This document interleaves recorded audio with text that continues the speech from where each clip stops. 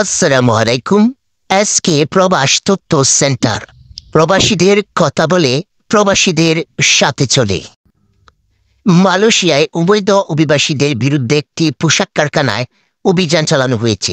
এতে ৩৫ বাংলাদেশি সহ অন্তত ৫০ জন অবৈধ অভিবাসীকে আটক করা হয়েছে। আজ ১৪ ডিসেম্বর মালয়েশিয়া সংবাদ মাধ্যম দ্য স্টারের এক প্রতিবেদনে তথ্য জানানো হয়েছে।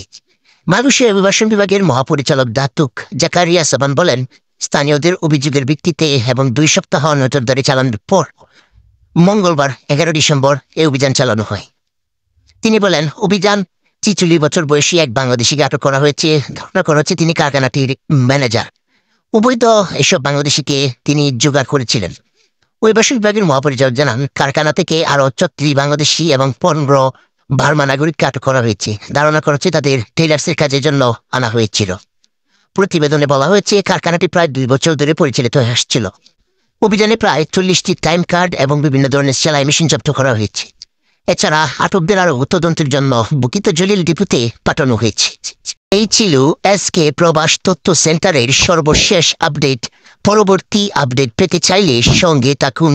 ধন্যবাদ।